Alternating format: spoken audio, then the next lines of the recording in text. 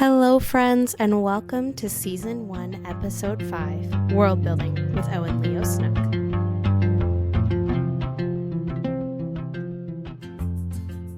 Hello, everybody, and welcome back. As you guys know, this season of the show has served as a loose introduction to some of the most important parts of writing. And today we are going to zoom out a little bit and take a look at the worlds that we put into our stories. Today's guest is a very close friend of mine, Mr. Owen Leo Snook. So how are you doing today, Mr. Owen? I'm doing pretty good. It's very cold, and I am having trouble coping with that, but it is a nice day out, and I'm enjoying it. Well, it's winter. That's kind of how it works. This is fair. So, just a little introduction to Owen. He is a young author, artist, and poet from Asheville, North Carolina. He writes predominantly dark fantasy, dystopian, and post-apocalyptic. I am so sorry, my words. But has experimented in many other genres. He's considering pursuing a career as an illustrator, and his main project at the moment is The Changeling City. It is a story told through newsletters about a mysterious abandoned city, and you can find out more about that at www.thechangelingcity.com. I highly encourage you guys to go check that out. Currently, he has published one poem in the In Between the Lines anthology published by Skillful Pen Press, and he has hopes of publishing more in the future. And if you have been around the Inked podcast itself, just a little tidbit about Owen. He is the one who created our lovely logo for our YouTube channel and for our own podcast here. So I am ever so grateful for that because I am not an artist and I gave Owen no parameters when I asked him to make the cover. Yet he still did a phenomenal job. So thank you again for that, Owen. Of course, it was fun. I appreciate it. So now that we have gotten through me spewing how wonderful Owen is, because I have known him for quite a while and I am shocked every day about how amazing he is. We are I feel going like to that's turn going our a bit too far. attention. Never. We are going to turn our attention back to our topic. So, world building is a huge part of story, especially if you write in a genre such as dystopian or any kind of fantasy. And Owen, as you are well aware, our first question for today is why do we think that world building is such a big part of writing? I think it has to do with making the plot feel more immersive. Like, in order to have a good story, you really have to immerse it or fill it into the plot. Fill it into the world, I mean. Um, the plot, the story revolves around what's going on around the characters. So if there's not really a good sense of what's happening, especially in a fantasy, as you said, there's not the reader can't get a grasp of why things are important to the characters or what's happening with the characters. Even in contemporary or realistic fiction, you do have world building. It's just not the writer doing the world. It's our world around us. Mm-hmm. But in a fantasy story, it's up to the writer to determine what the world around the characters is about and how that influences the story. Yeah, it gives some context for the story. It gives you like the why, when, where, and how of the world that the character's living in. Mhm. So I know that you, Owen, personally, you love world building, and it's like one of your favorite things about writing. So why do you personally love world building so much?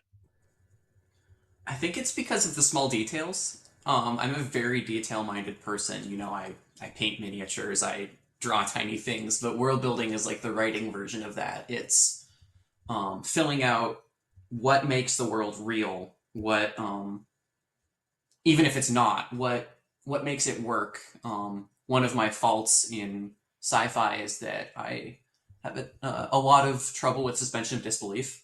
So I'm always trying to find the most logically possible way for something to be happening. Um, and that tends to lead to some really fun, kind of crazy situations. Like what could happen, what would happen. There's a lot of stories that reflect this, Mm, um, yeah. accurately or not, but what really would happen in this situation is so much fun. And what's the world like? Why would it happen?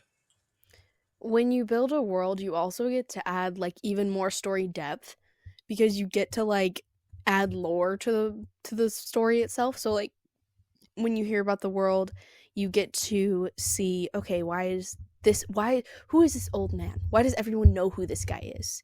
Like what effect has he had on the world that has made him notable? Like you get to look at all the finer details of creating it. And Exactly. it's really interesting and it's always so fun. So, It can as a create. professional world builder, Sorry. no, you are just fine. Did you have something to add? I was going to say it can create a really good sense of mystery too, because um, the readers are learning about the world as it goes. You don't know what's Mm, happening, what the situation is. Um, so if you're learning about the world, then you're also learning about the plot and the story as it goes. yeah. So, as a professional world builder, as I was saying before, as a professional world builder, what is your biggest piece of world building advice? I'm so sorry, my words are so messed up today. What is your biggest piece of world building advice for our new authors who may be joining us on the podcast for the first time? I would definitely say that you have to have fun with it. You have to enjoy it. If you did not enjoy building your world, nobody will enjoy reading your world.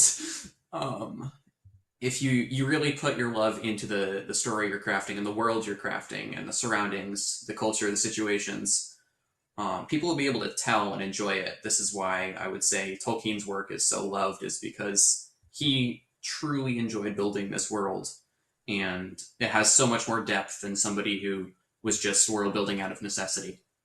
Hmm. That's really true though. Because if you love the world that you're building and if you love these characters that you're putting into this world, then you can like just get to embrace it so much more as you're writing the story. Because like if you create certain things to go into the world, like if you create architecture, if you create animals, if you create lore, like if you add so much more into it, I feel like part of you goes into your world too. And so you Mhm. just tend to fall in love with your world all over again, and it's so wonderful. I love world building. It's like one of my favorite things. um so okay, I have a more challenging question for you because I'm genuinely curious how you would do this. Since we're introducing world building for the first time on this podcast, I'm going to ask you, Owen, to try and sum up world building in a single word. Oh, okay. Give me just a minute. This is a question for those of you listening. This is a question I did not prepare Owen for. A lot of the I was time not prepared. I will send my guests some of the questions that I will be asking, but today I wanted to spring one on Owen. So this is a new one. He did not know that this question was coming. So we will stall and give him a moment. I may insert some theme music here.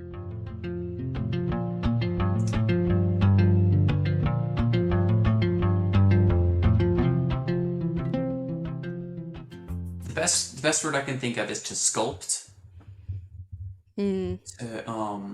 If you can picture it either in clay or in stone, you're taking an empty or a blank space and you're crafting out of it something intricate and detailed.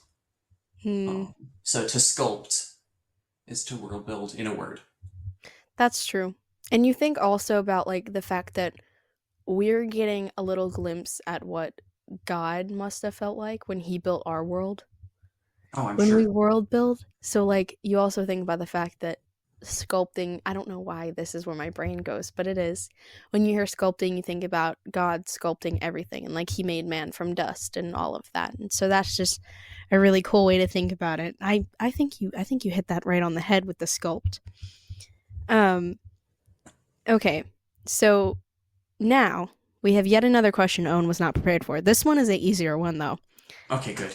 Um, what do you think is the most important part of world building? Like, do you have one particular area of world building that you're like, if you don't do this, then your world is basically void? Oh gosh. That is not an easier question, but I would say it depends on the story. Um, it depends on the theme and the genre you're going with. In a high fantasy, you're really gonna want to world build the culture. Um, in a sci-fi, you're really gonna want to world build the mechanics and who started things.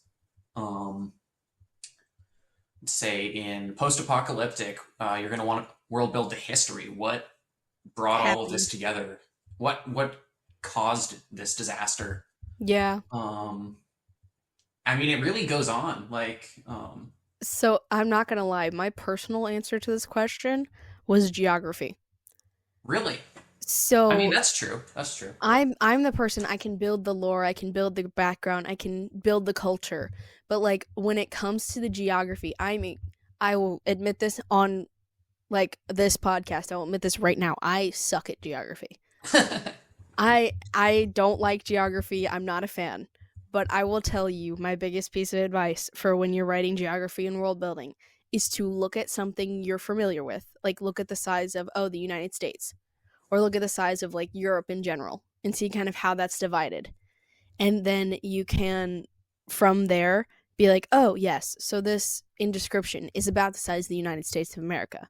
Like depending on what kind of story you're doing. If you're doing a fantasy story, you can't get away with describing it that way. But if you're doing like a modern into fantasy, so like say a modern day character who lives in the United States gets cast into this fantasy world, then they can look at like a map of this world and be like, "Oh my gosh, this is the same size as where I live." It's an excellent piece of advice, actually. So I actually got that from another writer. I may bring her on eventually if she says yes. But for right now, we're going to just finish up this episode. So we have covered why world building is such a big part of writing, why it is so important to us, our biggest pieces of advice for world building, and testing Owen on how he would sum up world building in one word. And also, this last and most interesting topic to me was what is the most important thing in world building. So this episode has been ever so much fun, as it always is when I get to hang out with Owen because he's one of my favorite people. It's been crazy. Um, that is all the time we have for today. So thank you guys for joining us on the Inked podcast, and thank you, Owen, for being here. You're ever so fun. I appreciate it. It was definitely a fun episode, and I look forward to more in the future. I look forward to more, and I hope that our listeners look forward to more because there will be more. Um, but thank you guys for listening, and this is the end of this episode of the Inked podcast. Bye, guys.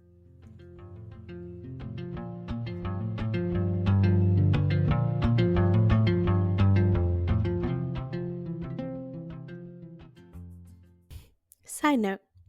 Hi, everybody. I am back again here at the end of this episode just to remind you guys that if you loved hearing from Owen today and you loved hearing about his stories and you want to read some of his stories, then you guys can check out The Changeling City at www.thechangelingcity.com.